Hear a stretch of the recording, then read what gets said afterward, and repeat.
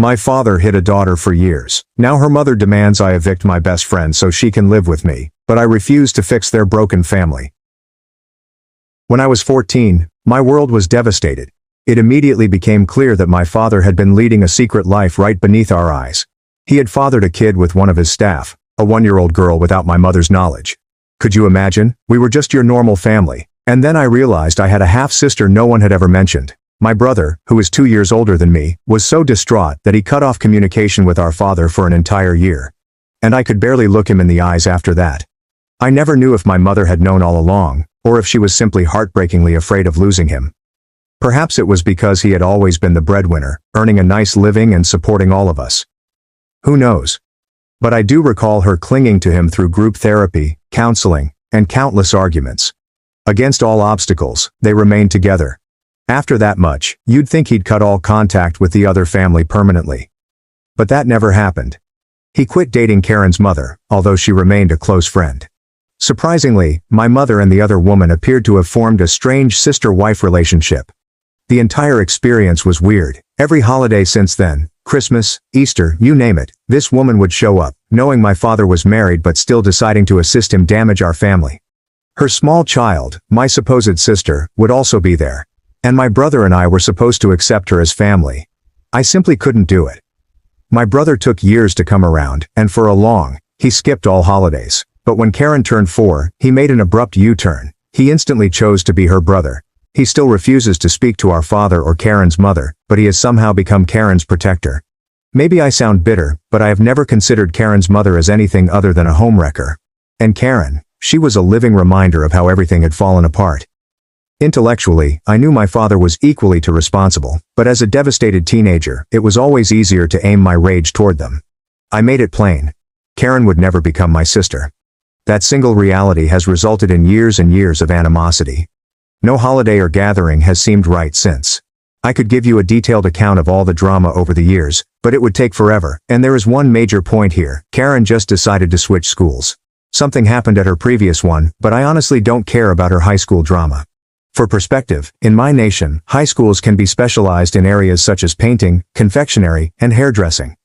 Karen withdrew out of her more general grammar high school, where she was struggling to keep up, and opted to try her hand at art school instead. She is not a prodigy, decent, but nothing spectacular, yet well enough to get into a highly recognized school. Coincidentally, the school is located close where I reside. Karen and her mother still live close to my parents, around 3 hours away, so getting to and from school would be difficult. 2 days ago, we had another awkward family meal. Yes, Karen and her mother were present, much to my dismay. The subject came up. Where was Karen planning to reside while attending school? I could tell they were circling around the genuine question, hoping I'd respond before they had to ask. When I didn't bite, they eventually spelled it out for me. Would I allow Karen to move in with me for the school year? Monday through Friday, she spends holidays with her mother. And get this. They marketed it as a major benefit to her because I also work in art. Suddenly, my so-called useless illustration business provided the ideal atmosphere for their darling kid. Let me explain why I'm saying no. First, there are decent dorms close to campus. Certainly not a 5-star motel, but ideal for a high school student. Second, I don't like Karen. I've always been open about our lack of relationship and no shared DNA will miraculously heal that. Third, my brother lives less than an hour away from the art school. He doesn't live next door, yet he gets along well with her. Fourth, when I went to Karen's mother for support during a difficult time and begged for a favor, she laughed in my face and flatly informed me we were not family. But now, we're only family when it suits her. Fifth, my flat is modest, and while I officially have a second bedroom, it is rented to my best buddy. I'm not kicking my closest friend out, no matter what guilt trip anyone tries to put on me. Sixth, they never asked, rather, they demanded. When I hesitated, they swooped upon me like vultures. Karen has anxiety. Dorm living would be hard on her. You're her only real sister. God wants us to be a family. I hold no religious beliefs. My brother's girlfriend is pregnant and nervous around strangers, so Karen can't stay there. And I should just evict my roommate because family comes first. The ridiculousness. To be honest, I could tell from how they were acting that they wanted me to hold out for a polite period of time before giving in. But the moment the argument heated up and people began shouting, I dropped all pretense and simply said no. That was it. Karen raced out of the home in sobs, and everyone else became silent. I was instructed to leave, so I did, and someone said something ridiculous about how I should go sign up for kindergarten because I clearly wasn't acting like an adult. Karen's mother later messaged me, and I marked her as read. My father tried calling, but I didn't answer. I refuse to be pushed, yelled at, or guilt-tripped into doing anything I find very unpleasant. I know it's not Karen's fault she ended up in this mess, but she's not my family, and I don't owe her anything in my life, let alone my house. That is where I stand. Update 1. When I arrived home, I found Karen sobbing on the sofa, her face buried in her hands, completely unraveling.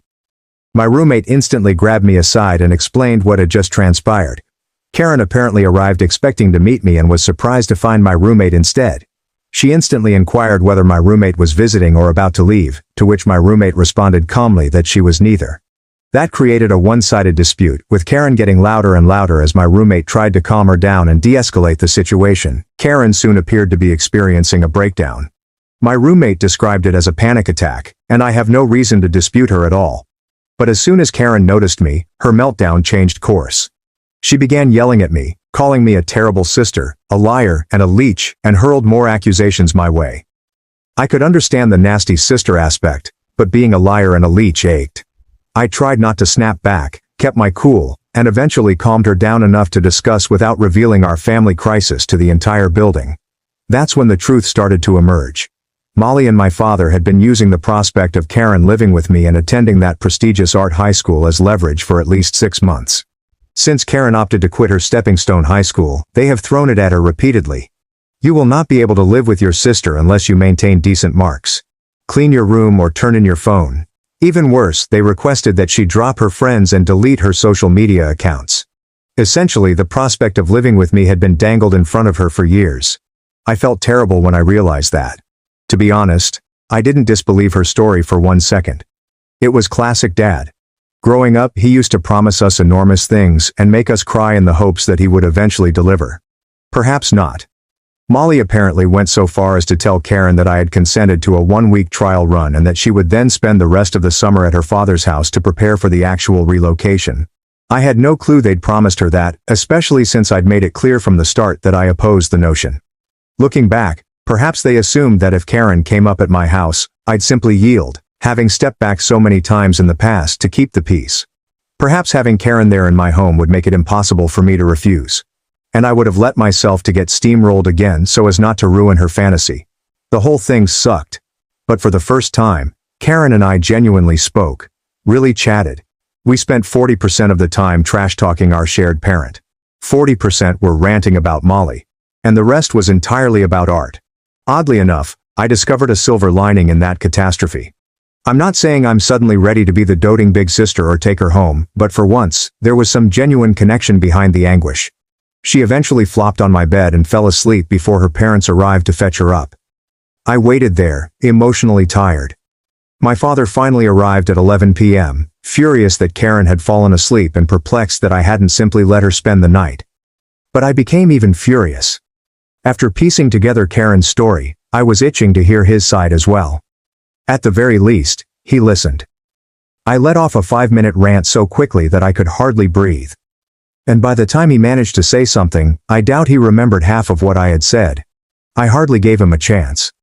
He only told me that he'd call me later to adequately address it. Now I'm waiting for that call. Feeling emptier than ever. I'm so emotionally spent that I can barely think straight at work. I ended up staying at a friend's apartment for the night. Nothing romantic. Just the comfort of platonic connection, which we have had since we were children. I know I have a lot to figure out, so I've started building a list of everything I need to accomplish when I get the motivation to try again. Right now, all I want is some clarity and tranquility, if I can find it. Update 2. I apologize for the silence. Life has been so hectic that finding time or energy to update seemed impossible. But I have to explain what happened. I really enjoyed all of the advice and knowing that I wasn't insane, even if this update will probably disappoint anyone expecting for a good conclusion. Karen, my half-sister, appeared at my door not long after everything had gone wrong, as if the universe was playing a cruel little joke on me. The timing could not have been more absurd. I did not squander a second. I contacted my father and informed him that unless he picked her up right away, I would contact the police. He arrived, claiming that he would explain everything. But predictably, it took some serious cornering before he said anything. Perhaps he thought that if he told me just enough, I would stop bothering him. But I needed answers, so I met with him face to face last week. He had no way out at that point. What I discovered was every bit as wild as I had expected. Karen's mother, Molly, as I've dubbed her, was in grave financial problems.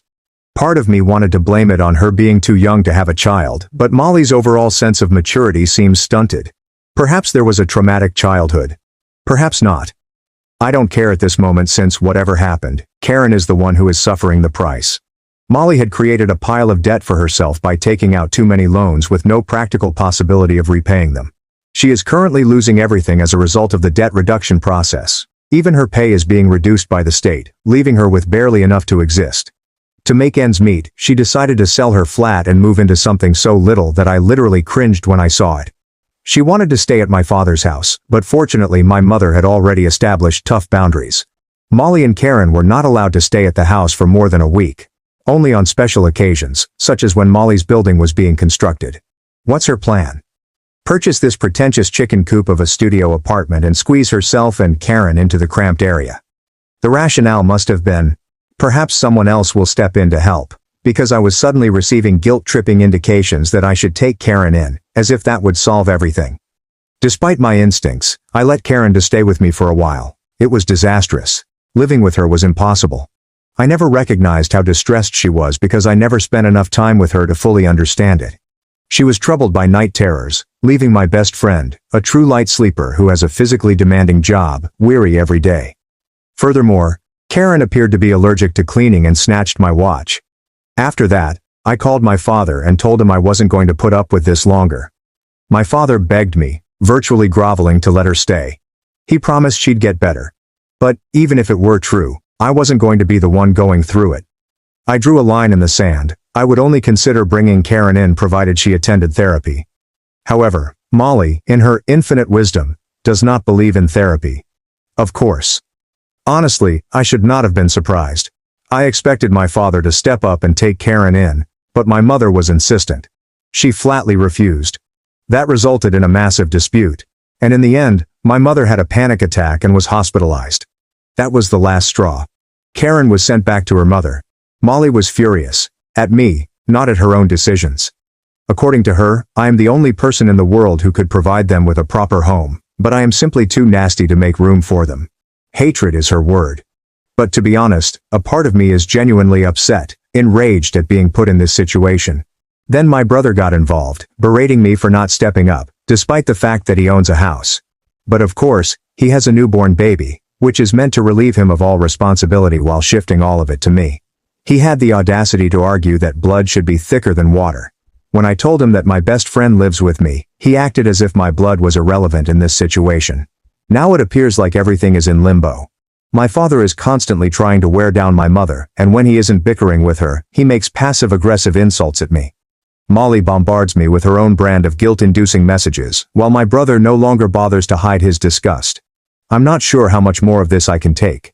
I'm definitely considering cutting everyone off entirely. It's honestly devastating to see my entire family turn against me. At least I have a best friend. She's probably the only nice thing to come out of this situation. I still feel bad about putting her through exhaustion and allowing my father to manipulate me for so long, but I'm eternally grateful she's still with me. Update 3. I thought it couldn't be any worse. I was mistaken. Last Tuesday, my best friend arrived home from work looking really exhausted. At first, I assumed it was simply another horrible day at her job. But when she sat me down with that serious expression that I'd only seen twice in our 15-year friendship, my stomach fell. She had been receiving calls, anonymous ones, always while I wasn't around. The caller would hang up as soon as she answered, but she could hear background noise, a television and children playing. It was creepy enough that she had started allowing calls to go to voicemail. Molly arrived at her workplace 3 days ago. My best buddy works at a veterinary clinic and Molly walked in, claiming she needed to address critical family concerns involving me. She accosted my friend during her lunch break and went on this insane rant about how I was poisoning everyone against Karen. I was so selfish and callous. And, this is where things get really crazy, how my friend was facilitating my cruelty by staying with me instead of making room for actual family. My friend, bless her, told Molly where she could shove her opinions and threatened to contact security. But Molly was not done. She even had the nerve to offer my friend money, 2 months' rent, to move out temporarily so Karen could have the room. When my pal rejected, Molly's facade slipped completely. She began yelling about how my friend was a leech living off me. How she was probably sleeping with me anyway, and how no true friend would get in the way of family. Molly had to be escorted out by security, but not before she shouted loudly enough for the entire waiting area to hear that my buddy was a homewrecker who kept sisters apart. My poor friend was horrified, especially because her employer and numerous clients witnessed the entire episode. But here's when things get very twisted.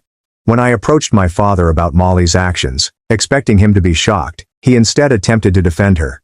"She's desperate," he explained. "You have to understand, she's losing everything." When I pointed out that harassment and workplace stalking are unacceptable regardless of someone's financial condition, he had the audacity to claim that if I had just aided the family from the start, none of this would have happened. That's when it clicked. I asked him directly if he knew about Molly's plot to harass my friend. The stillness was so extended that I feared the phone had been dropped. Finally, he acknowledged that Molly had stated that she might try to reason with my roommate personally. He did not stop her. He knew she was going to ambush my pal at work, but he did nothing. I was so upset that I couldn't talk, but then he delivered another bombshell. Apparently my mother has been having what he refers to as episodes since the hospital incident. She's been obsessed with the whole thing, staying up all night studying Karen's new school, and even calling the admissions office pretending to be Karen's guardian to inquire about housing choices.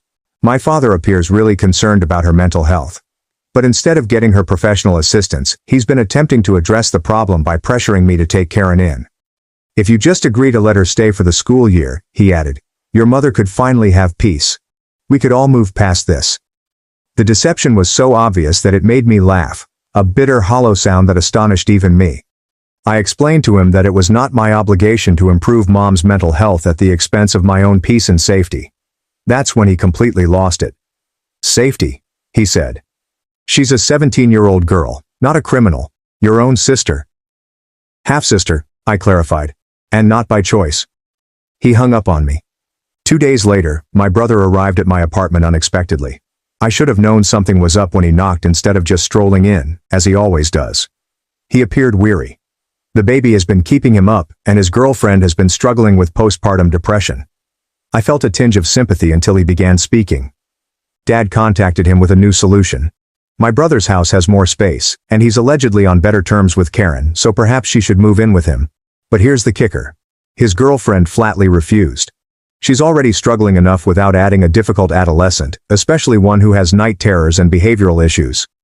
Naturally, my brother decided it was all my fault. If I had taken Karen in from the start, none of them would be experiencing this stress. His lover would not be weeping herself to sleep due to Dad's pressure. Mom would not be experiencing breakdowns. Everyone's troubles would be solved if I simply did the right thing. I mentioned that he might have offered to take Karen himself months ago, but he shook his head. "I never wanted her living with us," he told me. "But you live alone with just a friend. You have the space, you work from home. It makes sense." The arrogance was astonishing. When I informed him that I'd already tried living with Karen and it had been a disaster, he remarked that perhaps I hadn't tried hard enough. Maybe if I'd been more patient, understanding and sisterly, I'd have had enough.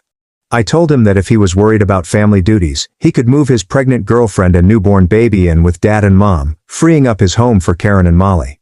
The expression on his face was priceless, complete terror at the concept.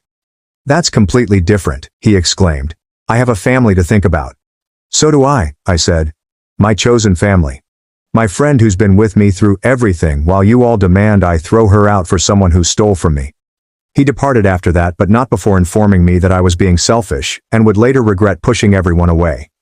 Maybe he is right. Maybe I'm selfish. But I'm tired of being the family's scapegoat, the one everyone expects to give up her happiness and stability to keep the peace. I'm tired of being guilt-tripped, manipulated, and having my boundaries violated. My companion and I have begun looking at flats in a different section of the city, somewhere my family is unaware of.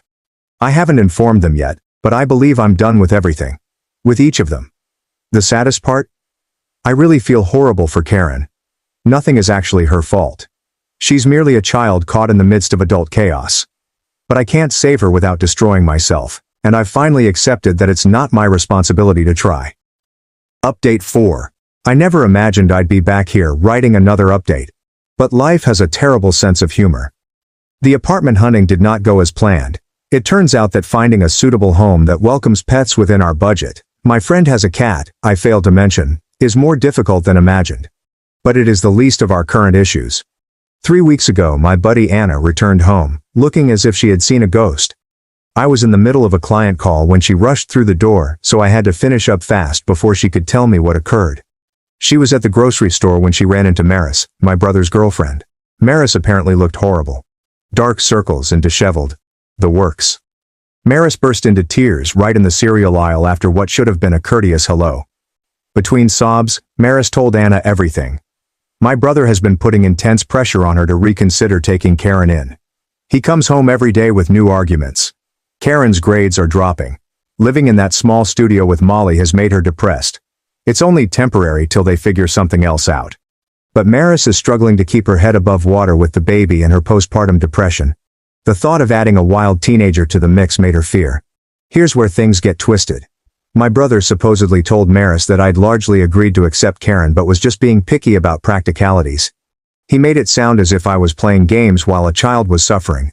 Maris felt bad about denying because, in her perspective, I was already willing to help but only needed to be convinced correctly. Anna, bless her, corrected the record right away. She told Maris everything that had transpired, including the theft, night terrors, and Molly's job harassment. Maris became pale and inquired why no one had told her about this. That's when Anna learned my brother was lying to everyone, weaving different versions of the narrative to make them feel bad. But wait, things get worse. Maris apologized to Anna before saying something that made my blood run cold.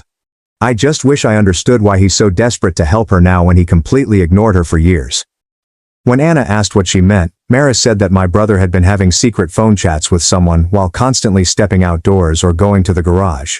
She assumed it was work-related, until she overheard a portion of a chat last week. She remembered what he said. I know, but I can't keep doing this forever, and she doesn't suspect anything, but the guilt is killing me. Maris confronted him on it that night. He broke down and said that he had been sending money to Molly. Not just recently. For years. Molly apparently contacted him shortly after Karen's birth, alleging she was struggling financially and that Dad was not providing adequate support. My brother, feeling bad for first rejecting Karen, began sending her money on a monthly basis. Small quantities at initially, then gradually increased as Molly's demands grew. The actual kicker? Molly had been telling him that Dad was unaware of the payments and that they needed to remain hidden because Dad was already doing so much. She portrayed herself as a struggling single mother who was too proud to seek for extra assistance from Dad. My brother ate it up, most likely because it helped him feel like a good brother without having to have a relationship with Karen. But this is where the plot takes a dramatic left turn. Maris dug through my brother's bank transactions and discovered that he had sent Molly more than $15,000 in the previous 3 years. $15,000, money that should have been spent on their home, wedding, and baby preparations. Maris was furious, but my brother asked her not to say anything because he was trying to fix the situation. That's why he's been so desperate to get Karen to move elsewhere. Molly had threatened to inform Dad about the money if the installments stopped. She said she'd tell Dad that my brother had been privately supporting his daughter for years while publicly rejecting her, making him look like a huge hypocrite. My brother got caught up in this blackmail scheme, and his answer was to get me to accept Karen so that the pressure would be lifted off him. Anna came home with all of this knowledge, and I honestly had no idea what to do with it. Part of me felt vindicated. I sensed something was wrong with my brother's abrupt change of heart. But largely I felt sick. For years the entire family has lied to and manipulated one another. I chose to call Maris directly. She was afraid to speak at first, but eventually everything came out. She's considered leaving my brother over this. Not just the money, though that was horrible enough, but the lies, the manipulation, and the way he has made her feel guilty for preserving her mental health. She said she didn't even remember who she married anymore. That conversation altered everything for me. I saw my brother wasn't simply being manipulative with Karen. He had been lying for years, just like his father. The apple doesn't fall far from its tree. I told Maris she deserved more and that nothing was her fault. I also informed her that if she ever needed a place to stay while she straightened things out, my couch was open. Not for Karen or my brother, but for her and the baby if they required an escape. She burst into tears and said how she had felt alienated, as if everyone in the family was against her for not bringing Karen in. Knowing the reality about why my brother was so persistent made her feel less insane, but also more hurt. What is the strangest part? She asked if I thought she should inform Dad about the money. I told her it was her decision, but Dad was probably already aware. Call it intuition, but the entire thing reeks of secrets inside secrets. 2 days later, Dad showed up at my door again. But this time, he appeared defeated rather than enraged. He sat down firmly on my couch and stated, "We need to talk about your brother." It turns out I was correct. Dad had known about the payments for several months. He discovered them by mistake when my brother sent a payment confirmation email to Dad's address rather than his own. Apparently their email addresses are similar, and it was an autofill error. Dad approached Molly, who broke down and revealed she had been influencing my brother for many years. But here's the bit that made me want to scream. Dad had been allowing it to continue since it put less strain on him to support Molly and Karen.